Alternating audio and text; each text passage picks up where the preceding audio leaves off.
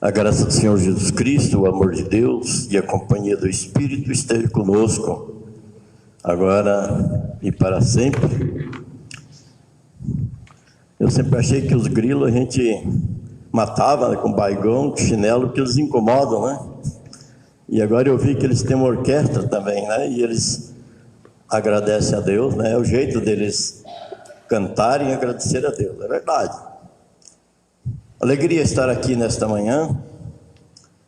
Eu estive aqui na inauguração dessa igreja, né? E depois disso, várias vezes. E o dia que vocês já está vindo demais, daí vocês podem falar, né? Que a gente aí não vem, né? Mas enquanto eu for bem-vindo, né? Tem um casamento aí que eu vou, se não me convidar, acho que eu venho assim mesmo, né? Mas, bem. Lembrando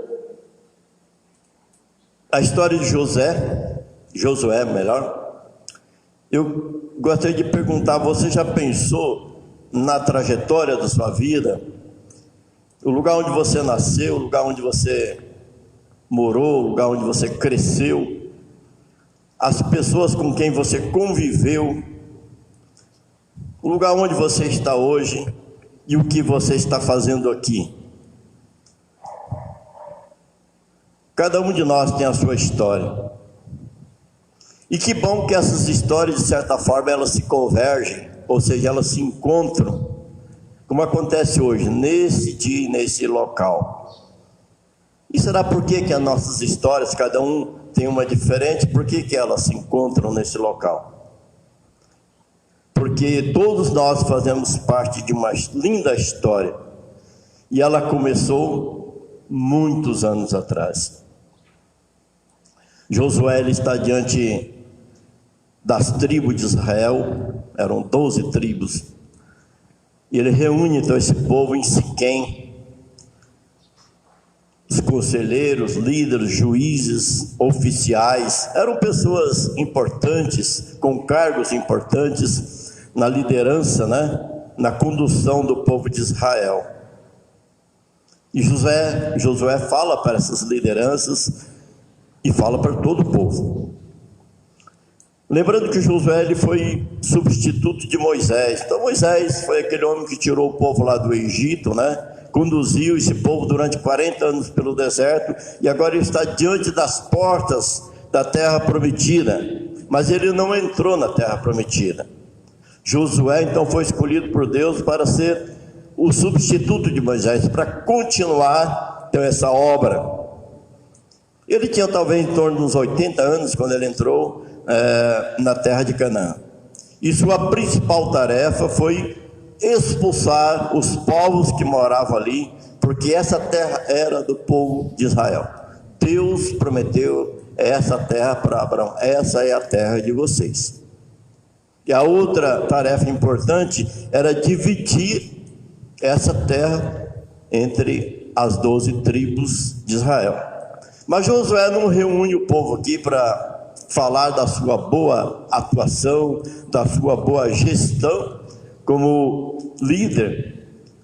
Ele concentra sua atenção e o seu discurso na bondade de Deus, no cuidado de Deus para com o povo de Israel. Ele está diante de uma nova geração, pessoas que haviam nascido ali, crianças, adolescentes, jovens, namorados, recém-casados, sonhadores. Então ele lembra essa nova geração, em que capítulo da história eles estão vivendo. Então ele relembra, ele ressalta que essa história, na verdade, ela começou muito tempo atrás. Ele lembra como Deus começou uma linda história, uma bonita história. Como Deus entra em cena nesse mundo, né? Pervertido, idólatra e separado dele. E ele faz isso porque ele ama as pessoas, todas as pessoas, para salvar. É uma história com muitos capítulos, no meio então desse mundo idólatra, pervertido e afastado. Deus chama Abraão, lá do outro lado do rio Eufrates, né, na Mesopotâmia, muito longe, do lugar onde eles estão vivendo nesse momento. Então Deus chama de lá Abraão e Sara para fazer deles seus servos. Então ele separa Abraão e Sara lá do seu povo, que era um povo idólatra, e o conduz para uma outra terra bem distante dali, porque Deus quer fazer um acordo com esse homem e essa mulher. Eles vão a partir de agora ser seus servos. Então eles foram imigrantes, né? Como muitos de vocês também, né? De certa forma, são. Deus promete a Abraão e Sara que eles vão ser pai de uma numerosa multidão, mas parece que tudo conspira contra essa possibilidade, porque Abraão é muito velho, e Sara, além de velha, é estéril, ou seja, ela não pode ter filhos. Mas como para Deus não existe nada impossível, com 100 anos Abraão é pai, e Sara com 90 anos é mãe. Eles se tornam então, eles têm um filho chamado Isaac.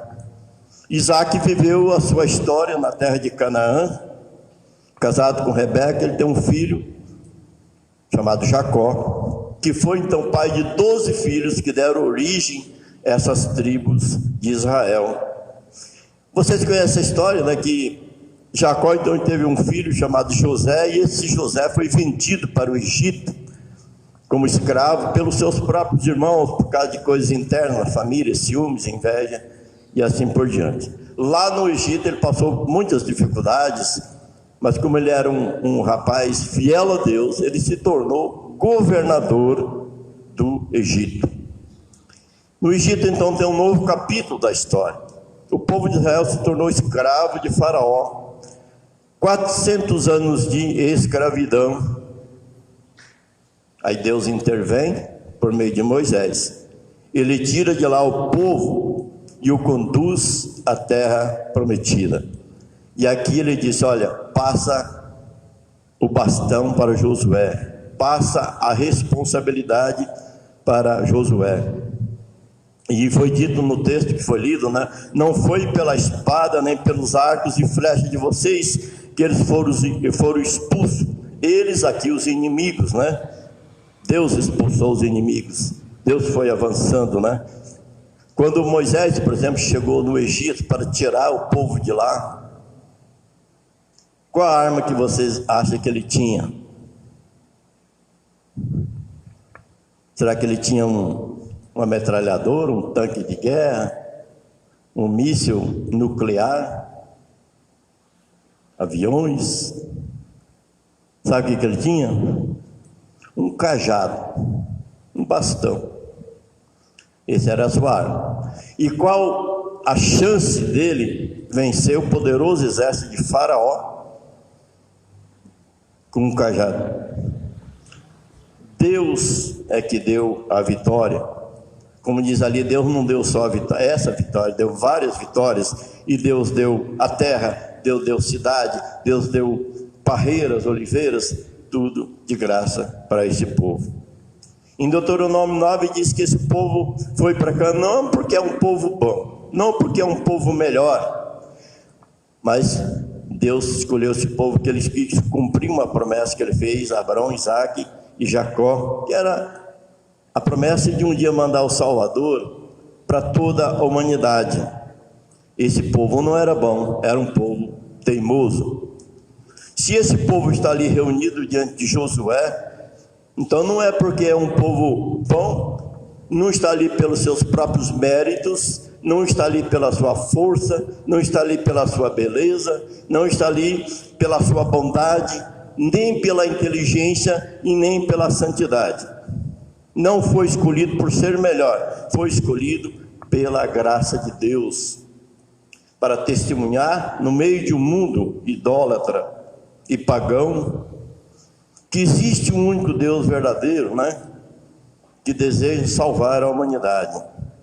Então esse povo escolhido é fruto de uma aliança que Deus fez lá no passado, aquela aliança sempre repetida: vocês serão o meu povo, e eu serei o Deus de vocês. Então esse povo deveria reconhecer com muita alegria, né?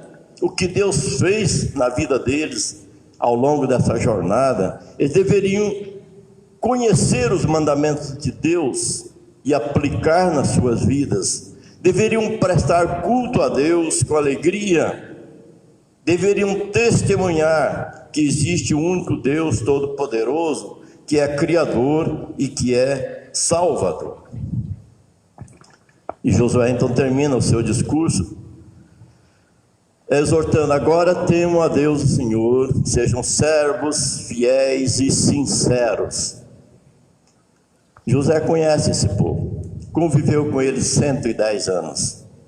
É um povo teimoso, é um povo medroso, é um povo ingrato e também um povo covarde.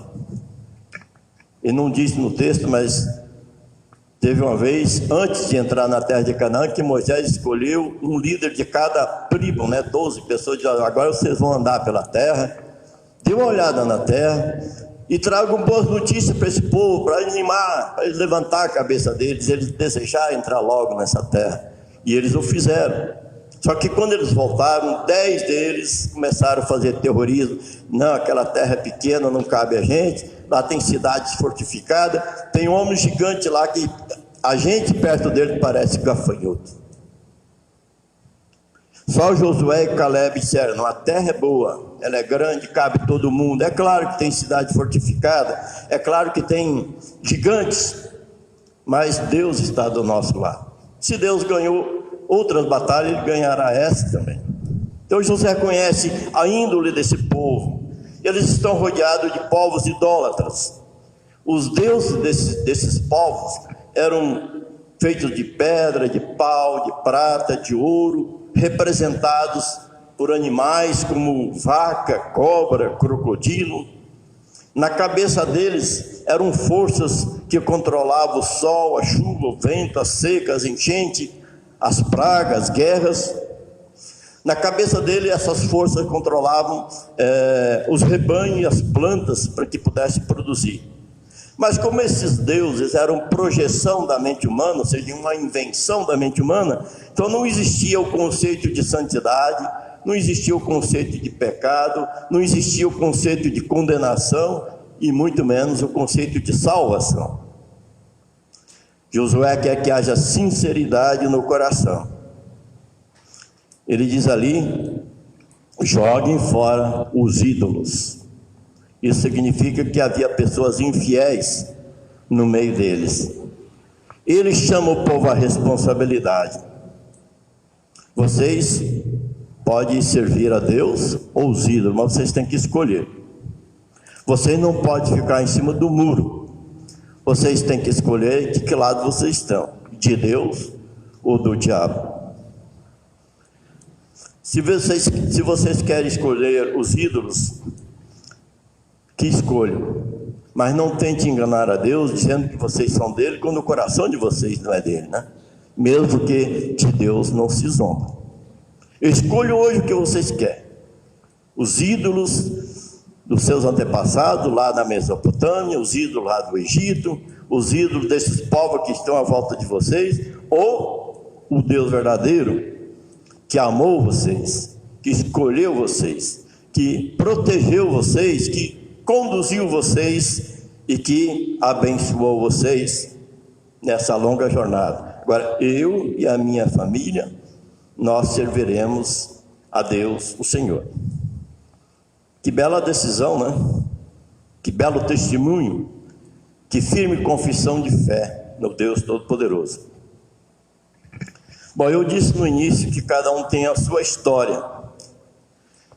É a história da vida, a história da família, mas todos nós fazemos parte dessa belíssima história do amor de Deus, aqui relembrada por Josué, que começou tantos anos atrás. Então é uma sequência, e ela chegou até nós. Como Deus chamou Abraão, Ele chama nós também, cada um de nós, Nós nem merecemos isso. Ele veio a você, Ele veio a mim, e agora nós fazemos parte dessa história. E vocês estão em Tucumã, escrevendo então um capítulo dessa história, Deus não chamou Abraão para viver lá isolado, mas Deus disse: você vai ser pai de uma numerosa multidão. E aí então estava a ideia da igreja, né, daquele povo separado, daquele povo redimido no sangue de Jesus, para dar glória a Deus, para dar culto a Deus, para viver em comunhão com Deus e uns com os outros, para ler e estudar a palavra de Deus, para haver crescimento no conhecimento do Senhor Jesus, para ajudar as pessoas necessitadas, né, em suas necessidades físicas e espirituais, para testemunhar o nome de Jesus. Abraão foi um imigrante, e vocês também, alguns, né? Um dia vocês decidiram deixar a região sul e arriscar em outro lugar. Eu tenho certeza que muitos disseram que vocês eram loucos. Eu acho que disseram isso para Abraão também, né? E nós estávamos caminhando ontem, vindo para cá, né? E olhando essas estradas e pensando como é que foi isso há 30 anos atrás, há 40 anos atrás. E eu acho que vocês foram loucos mesmo, né? Em deixar a região sul e ir para cá, olhando de um lado humano, né? Agora, por que vocês vieram para cá? Para comprar terra, para trabalhar, para plantar, para colher, para ganhar dinheiro, criar os filhos, a família. E foi só isso? Deus estava dizendo para cada um de vocês, talvez vocês não escutaram isso, né? Deus falando com vocês, mas Ele estava dizendo, ó, naquela terra eu vou abençoar vocês, e vocês vão ser também bênção para outras pessoas. E nós sabemos que não foi fácil, né? Mas hoje vocês estão aqui, estamos todos presentes nesse local, né? Como povo de Deus, que Ele amou, que Ele chamou, que Ele redimiu, que Ele conduziu e que Ele abençoou. Então nós somos o povo de Deus. Quando vocês vieram do sul, certamente trouxeram, né, muitas coisas na bagagem, mas no coração vocês trouxeram a fé em Jesus Cristo, né? E isso os uniu como povo de Deus. E Deus os abençoou. Deus abençoou o trabalho de vocês, e o resultado Ele está aqui hoje, né? Celebra a celebração de 35 anos de fundação da congregação, mas nós sabemos que o trabalho começou bem antes. Vocês podem estar isolados, quem sabe, de muitos parentes, mas certamente não estão isolados de Deus e não estão isolados uns dos outros, né? Ele faz a obra acontecer onde existem pessoas fiéis, consagradas, né? Íntegros e sinceros. A dona Maria disse uma vez, numa reunião lá em Palmas, né, que a IELB tinha esquecido de nós, no sentido de que a diretoria nacional, né, não faz essa ponte com frequência, e não faz mesmo, né? A gente tem que concordar com ela. A nossa congregação, Presidente de Palmas, foi fundada em 93. O primeiro presidente da igreja a nos visitar foi o Egon Kumpereg, em 2015, foi 22 anos depois, e isso porque nós pagamos a passagem dele, né? Eu não digo que é falta de vontade deles, a igreja tem suas dificuldades, por causa das distâncias também, a dificuldade financeira. Mas enquanto o pessoal de lá do sul não vem, o pessoal do distrito vem, né? Eu sei que não é a mesma coisa, né? Nós estarmos aqui, ou o presidente da igreja, está aqui o conselheiro, né, do distrito, nosso distrito, pastor Heitor, que por sinal é estanque, né, como alguns de vocês, e ele então veio aqui conhecer parentes que ele não conhecia, né? Eu, como já disse, vim várias vezes. Então não vamos ficar pensando talvez no pessoal da IELB que não vem, mas vamos pensar no trabalho que nós precisamos fazer, né, aqui em Tucumã. A nível de congregação, né, vocês certamente têm muito o que fazer aqui como congregação, e também os projetos a nível de distrito. É bom que os representantes dessa congregação então se presente nas reuniões do conselho distrital, né? E hoje está acontecendo online, mas isso é possível, né? Que os jovens participem, né, dos congressos jovens. E agora uma coisa nova dentro do distrito, o encontro de serva, né, que aconteceu em Imperatriz, né, em setembro, né, foi o primeiro. Então, eu sei que aqui tem o grupo de serva, né, que participa disso também. Então, o conselheiro do distrito, ele quer fazer essa ponte, né, entre a paróquia e a IELB, né, encurtar essa distância, né, já que eles não podem vir, a gente vem. Então, eu digo como Josué: sejam sinceros, que haja no coração de vocês sinceridade, integridade e verdade. Deus sabe que nós não somos perfeitos, não precisamos disfarçar, né, tentando impressionar as pessoas que nós somos perfeitos, que nós não somos. Não adianta nos esconder atrás de nossos erros, com a capa às vezes da hipocrisia e outros disfarces, porque Deus conhece o nosso coração. O que nós devemos fazer, sim, é nos colocar diante de Deus com sinceridade e humildade, confessar os nossos erros, nossos pecados e iniquidade, na certeza de que Deus cobre todos esses erros quando nós estamos arrependidos, por causa do sangue de Jesus, né, que nos purifica. Josué disse para o povo jogar fora os seus ídolos. Você pode pensar assim: não, mas eu não tenho ídolo. Talvez você não tenha um ídolo simbolizado ou materializado, né, em forma de pau, de pedra, de prata, de ouro, em cima da sua mesa. Mas isso não significa que você não tenha um ídolo. Os deuses de hoje, eles são outros. Os ídolos de hoje são outros, mas eles são reais e cruéis, como foram aqueles do tempo de Josué. Então não se engane pensando que o diabo não está trabalhando, porque ele está. Um Deus de nossa época é a luxúria, é aquela atenção exagerada, né, aos prazeres da carne, aquela sexualidade fora dos padrões de Deus e que tem provocado tanta desgraça nas famílias. Outro Deus é o dinheiro. Talvez você não coloque o dinheiro em cima de uma mesa ou de um altar e diz: ó, dinheiro, você é meu Deus. Mas a maneira como você corre atrás dele, a segurança que você deposita nele, mostra que ele pode ser um Deus forte na sua vida. E quando o amor a esse ídolo atrapalha o seu relacionamento com Deus e a sua oferta, então ele se torna importante, e talvez mais importante do que o verdadeiro Deus. Outro Deus é o trabalho, que nós usamos tantas vezes como desculpa para dizer que nós não temos tempo. O trabalho absorve todo o meu tempo. Que desculpa feia essa, né? Outro Deus pode ser as redes sociais. Por quanto tempo você fica durante o dia olhando o celular, recebendo às vezes lixo, e o que é pior, repassando lixo para os outros, né? Não estou dizendo que as redes sociais são ruins em si, né? Mas o mau uso dela pode nos prejudicar. E por outro lado, eu pergunto: quanto tempo você passa com a leitura da palavra de Deus e com a oração? Existem outros deuses, né? O pastor Heitor citou ontem, né? O conhecimento, a ciência, né? Hoje o próprio corpo, né? Tem gente que se acha tão importante, né? Tão bonito, que já nem dá mais importância para Deus. Talvez não sejam deuses grosseiros, como foi para o povo de Israel, mas são disfarçados, como disse Lutero, né? E esses deuses estão disfarçados e camuflados, mas eles podem estar aí atrapalhando nossa vida, a vida de nossa família, e atrapalhando, quem sabe, nosso relacionamento com Deus.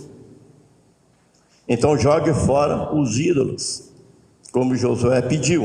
Jogue fora tudo que atrapalha a sua vida pessoal, sua vida familiar, a sua vida com Deus. Não importa se é a luxúria, se é o dinheiro, se é o trabalho, se é a rede social, se são mágoas, ressentimentos, ódio, inveja, ciúmes. Jogue tudo isso fora. Reflita na sua vida. Se você não tem feito isso, então comece a fazer.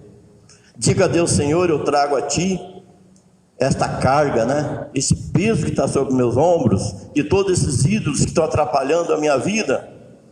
Liberta o meu coração de todo esse lixo. Eu sei que só Tu, Senhor, pode me limpar, purificar e perdoar. Assim eu consagro a minha vida a Ti, Senhor, e eu quero Te servir com meus dons. Ficar com os deuses, com esses ídolos, traz maldição, traz prejuízo, traz desgraça e traz condenação.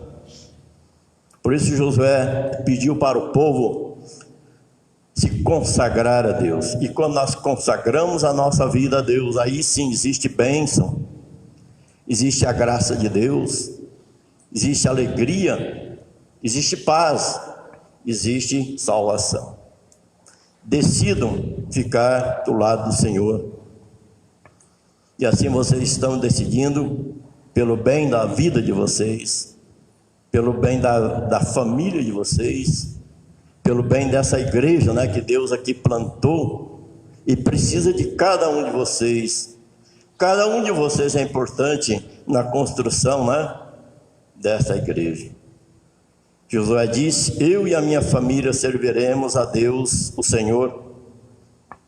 Que coisa bonita para um chefe de família, né, dizer para a sua família.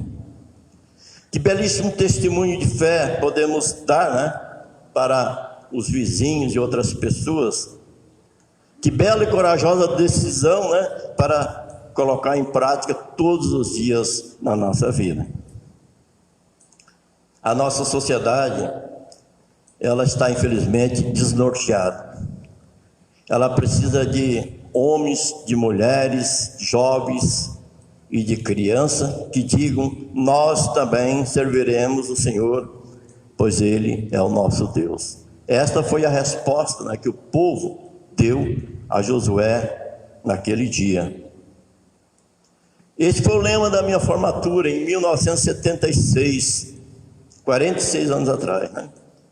Quem diria que um dia eu pudesse estar dizendo isso para vocês? Para mim, uma grande honra. E agora eu quero que vocês olhem para aquele menino ali.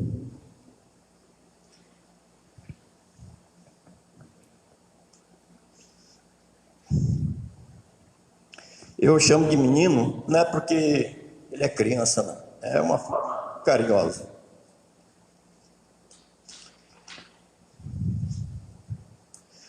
Peço que ame esse menino, abrace, junto com a sua esposa, dando a ele todo o apoio. Quando a gente vê o histórico, né, de Tucumã e Redenção, e a passagem de tantos pastores em tão pouco tempo, isso preocupa. Esse pastor é uma bênção. O pastor Heitor disse ontem que em breve nós teremos carência de pastores, né? Esse ano entraram no seminário 6 candidatos, então nós estamos acostumados com turma de 25 a 30, né? Então esse ano entraram 6 candidatos, e desses 6 a gente não sabe se forma todos, né? Que alguns podem ainda desistir pelo caminho. Então pense nisso, né? Se ele está aqui, ela é uma bênção. Então procurem preservar o que vocês têm. Uma reflexão séria sempre da nossa vida precisa ser feita. Eu, como membro dessa congregação, como filho de Deus, devo perguntar: eu estou ajudando ou estou atrapalhando? De repente nem é o pastor que precisa mudar, é eu que preciso mudar a minha postura como cristão.